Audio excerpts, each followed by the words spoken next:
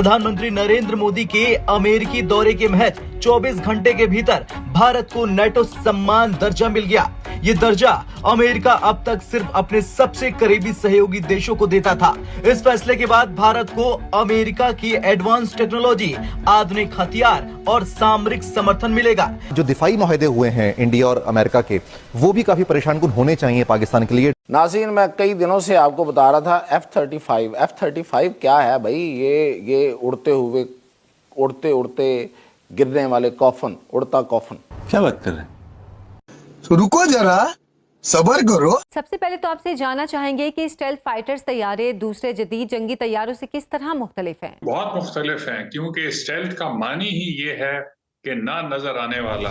उसमें ऐसी खुसूसियात होती हैं, कॉर्नर्स निकले होते हैं कि जिससे कि रेडार की रेज या शुआएं वो रिफ्लेक्ट हो जाती हैं और एक बड़ा टारगेट नजर नहीं। और इंटरनल बेस में जो अच्छे तैयारे हैं उसमें air to air, air to sea, air to surface हर तरह की वेपन्स होती हैं।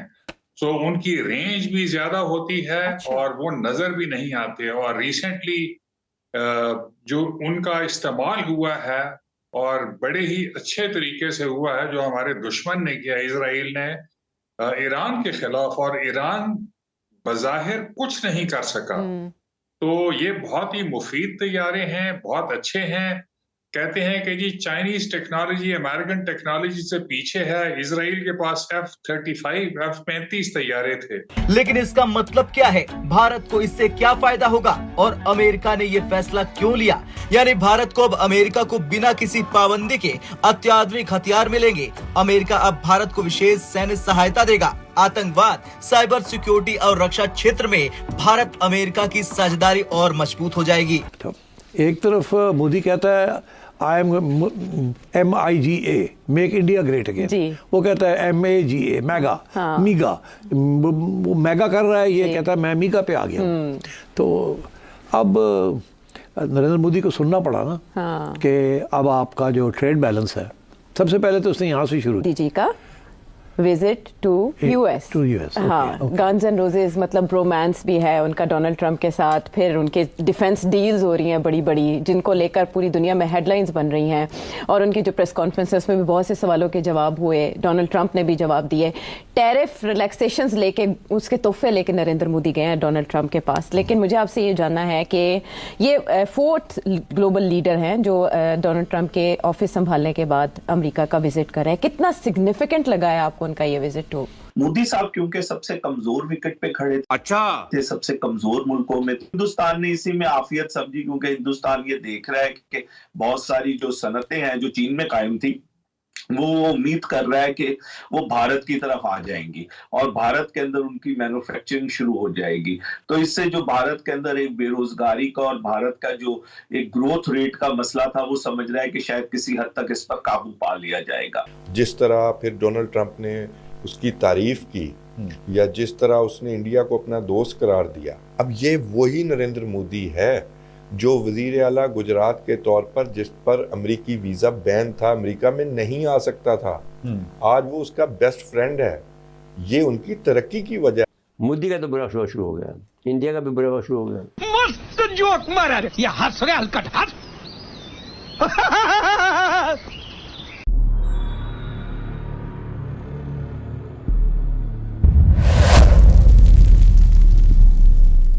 हेलो फ्रेंड्स, जय हिंद। क्रिकसेल हिंदुस्तान में आपका स्वागत है। दोस्तों पीएम नरेंद्र मोदी को अमेरिका से आए अभी एक हफ्ता भी नहीं हुआ कि अमेरिका ने ऐलान किया कि वो भारत को नेटो सम्मान का दर्जा देगा।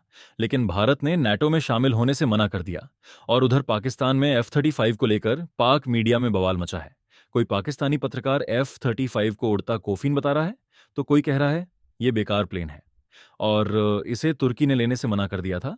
दोस्तों, अमेरिका ने जब से भारत को F-35 ऑफर दिया है, तब से पाकिस्तानियों की नींद हराम हो चुकी है। इनको दिन में भी F-35 के अटैक के सपने आ रहे हैं। दोस्तों, पीएम नरेंद्र मोदी के विजिट के दौरान प्रेस कॉन्फ्रेंस में भारत और अमेरिका ने नवीनतम प्रौद्योगिकियों को शामिल करते हुए उन्नत प्रशिक्षण, अभ्यास और संचालन के माध्यम से सभी क्षेत्रों, वायु, भूमि, समुद्र, अंतरिक्ष और साइबर स्पेस में सैन्य सहयोग बढ़ाने की बात की है।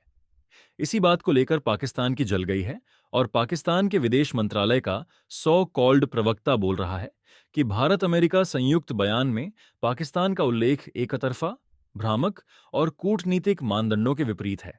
तो चलिए पाक मीडिया का रिएक्शन देखते हैं। अगर चैनल पर नए हैं तो प्लीज चैनल को सब्सक्राइब कर ले, वीडियो को लाइक शेयर कर दें और कमेंट सेक्शन में अपनी राय जरूर लिखें। इंडिया और we are concerned with India. Pakistan को अपनी डिप्लोमेसी में क्या चेंजेस लाने चाहिए, या फिर आपके ख्याल में एट पार है वो जैसी इंडिया की है, या हमें कुछ और मजीद बेहतर करने की जरूरत है अमेरिका के साथ डिप्लोमेसी? आई थिंक एक तो जो मोदी साहब का दौरा है ये डेफिनेटली सिग्निफिकेंट है, क्योंकि नेतन्याहू ने किया और उसके बाद फिर मोदी साहब को इनवाइट किया गया। तो वो राना की हैंडिंग ओवर के बारे में है कि जो मुंबई अटैक से रिलेट कर इंडिया, हालांकि वो इन्वॉल्व नहीं था। वाह भाई वाह। दूसरा F-35 की डील है जिसपे अभी इंडिया में काफी सोचा विचार हो रहा है। आई थिंक अमेरिका का पिछले आप कह लें कि दो दहाइयों से I would say cold shoulder रहा है। एक बड़ा बेसिक वर्किंग रिलेशनशिप है पाकिस्तान के साथ और एक ट्रांजैक्शनल रिलेशनशिप रहा है, लेकिन रीजन में देखा जाए वेस्ट एशिया और मिडिल ईस्ट, तो डेफिनेटली पाकिस्तान की अपनी इंपॉर्टेंस है। अच्छा औकात में रहो, क्योंकि मोदी साहब का विजिट हो गया तो उसमें चीजें हाईलाइट हो गई। बट बाय एंड लार्ज अगर आप देखें जो अपॉइंटमेंट्स की हैं ट्रंप एडमिनिस्ट्रेशन ने एट वेरी की पोस्ट, और जिन लोगों जो मतलब वो अपेरेंटली नहीं, वो बड़ा बबांगे दोहल वो पाकिस्तान के खिलाफ हैं। मैं सेक्रेटरी स्टेट की बात कर लूँ, मैं सेक्रेटरी डिफेंस की बात कर लूँ, मैं यहाँ पर जो साउथ एशिया के लिए असिस्टेंट सेक्रेटरी हैं उनकी बात कर लूँ, या अंडर सेक्रेटरी जो कि डिप्लोमेसी के लिए उनकी बात कर लूँ, हर एक बंदा उनका स्टांस बड़ा क्लियर है पाकिस्तान के खिलाफ है। तो ऐसे महसूस सा होता है जैसे ये जो नई ट्रंप एडमिनिस्ट्रेशन है, ये Pakistan will have a hard time. ये तो मुद्दे लगा साला। और मेरे भाई बाजवा साहब, मोदी इस वक्त ट्रंप की शय पर एक बार फिर खिते में जंगी माहौल बनाना चाहता है। और ये जो जितने साजो सामान ले रहा है ना, ये उसने कश्मीरियों की कत्लो गारत के लिए इस्तेमाल करने हैं। सारी खेड़ एवे चलें, वो तो ठीक है, लेकिन पाकिस्तान भी यहाँ पे, हम भी कोई वैसे तो नहीं बैठे हुए ना। और फिर अगेन वही बात कि हमारा जो मैड स्टेटस है इंडिया के साथ म्यूचुअली अश्योर्ड डिस्ट्रक्शन का, पूछ रहे थे ना भाई ब्रिगेडियर साहब से कि अमेरिका बड़ा तगड़ा है, अमेरिका बड़ा तगड़ा है। आपको अंदाजा नहीं बाजवा साहब, ए रशिया, ए चाइना, ए टर्की, ए पाकिस्तान, जो नया ब्लॉक आ रहा है ना, खुदा की कसम आपको भारत और ट्रंप लपड़े ही नहीं। सड़ी के अब तो सच बोल दे भोसड़ी के। आप देखिएगा जरा। मैं माजरत के साथ डिसएग्री करता हूं व्हाट्सएप आपसे। This is what they realise, उनकी ये रियलाइजेशन है। हम क्या कर सकते हैं इस हवाले से? हम क्या कर सकते हैं इस हवाले से, और क्या किया जा सकता है इस हवाले से? मुझे तो कोई समझ नहीं है, मेरी तो कोई रीडिंग नहीं है, मेरी तो कोई वो अंडरस्टैंडिंग नहीं, मेरी समझ में कुछ नहीं आ रहा कि ये हमारे लोगों की क्या अप्रोच है। ठीक है जी, और इसीलिए कहते हैं डायस्पोरा पे बाहर भी पैसा लगाएं, डायस्पोरा को लोगों को बाहर भेजें, और इस शक से ना भेजें कि ये हमारे खिलाफ होंगे या हमारे हक में होंगे। ये सॉफ्ट पावर है।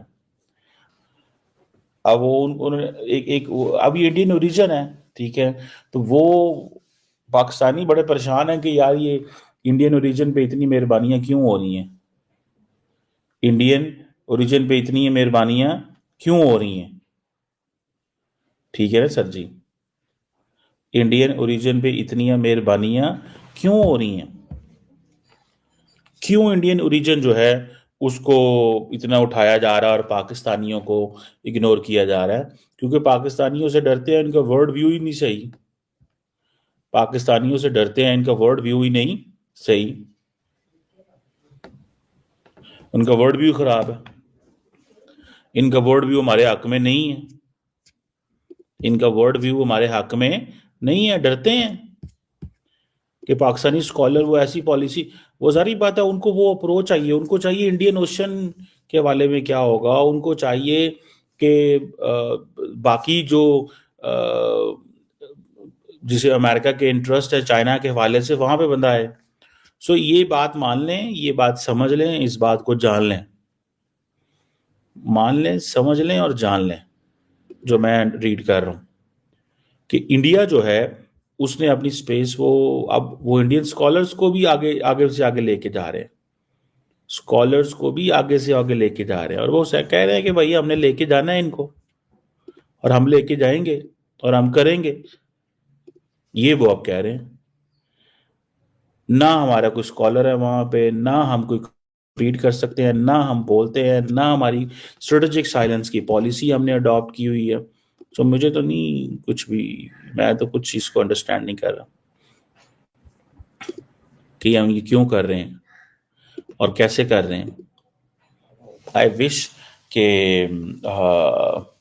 इस पे थोड़ा सा जो है वो हमारी हुकूमतें सोचें कि स्कॉलर्स पे पैसे लगाने चाहिए। कि हम कहते हैं कि हम इस्लामिक कंट्री है, ओमान भी इस्लामिक कंट्री है, यूएई भी, मिडिल ईस्ट में मोस्टली कंट्रीज इस्लामिक है, और इंडिया को हम कहते हैं ये एक हिंदू कंट्री है, यहाँ पर 100 करोड़ से ज़्यादा पॉपुलेशन हिंदू है, ये एक सेकुलर कंट्री है। आप आज देख रहे हैं कि जो दूसरी इस्लामिक कंट्री है उन्होंने जो एक रिलीजियस का वो रिलीजन लेंस जो होता है वो उन्होंने हटा के दुनिया को इकोनॉमिकली उन्होंने जो है जज करना शुरू कर दिया। उसमें इंडिया एक बहुत बड़ी एग्जाम्पल है कि इस्लामिक वर्ल्ड हमें इग्नोर करता है लेकिन किसी भी फोरम पे इंडिया को इग्नोर नहीं करता। सऊदी अरब को देख ले, आप यूएई को देख ले, आज हम ओमान का जिक्र कर रहे हैं, उन्होंने इंडिया को इंपॉर्टेंस देनी है। और सबसे ज़्यादा जो है आप देख ले कि हाई सिविलियन अवार्ड्स की लाइनें लगी हुई हैं मुस्लिम कंट्रीज मोदी जी को दे रहे हैं। देखिए, बात जहाँ तक मुस्लिम कंट्री और हिंदू कंट्रीज़ की बात नहीं है। अच्छा। बात अगर इकनॉमिक फोरम पे आ जाए तो इसका कोई नहीं, we are proud that we are Muslim country, इसमें कोई शक नहीं है। हमारे हम एक आइडियोलॉजी पे बने हैं, इसमें ये रुकावट नहीं है, आपकी तरक्की में ये रुकावट नहीं है। ठीक है। हम हर वो काम कर रहे हैं जो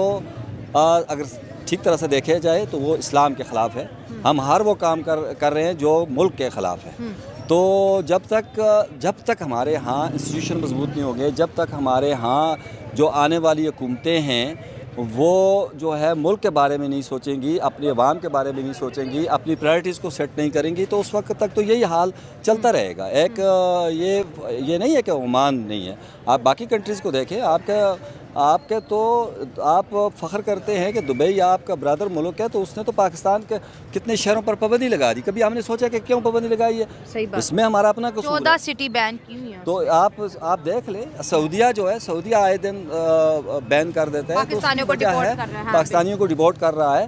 तो हम अखलाकी तौर पर भी बहुत ही इनताद का शिकार है, ना सिर्फ सियासी तौर पर बल्कि मजहबी तौर पर, अखलाकी तौर पर एक हम बहुत पस्ती की तरफ दिन ब दिन जो है वो पस्ती की तरफ जा रहे हैं, आगे की तरफ नहीं बढ़ रहे। और हमारा पड़ोसी मुल्क मोदी साहब की तीसरी हुकूमत में कह रहे हम दुनिया की तीसरी बड़ी इकोनॉमी बनने के। हाँ, डेफिनेटली वो बनेंगे। वहाँ पर इंस्टीट्यूशन मजबूत है, वहाँ पर एक तरह से आप कह सकते हैं कि दरअंदाजी नहीं हो रही है। हमारे यहाँ तो दरअंदाजी हो रही है ना, तो इसलिए मतलब ये है कि हमारे यहाँ नहीं है। दरअंदाजी का मतलब क्या?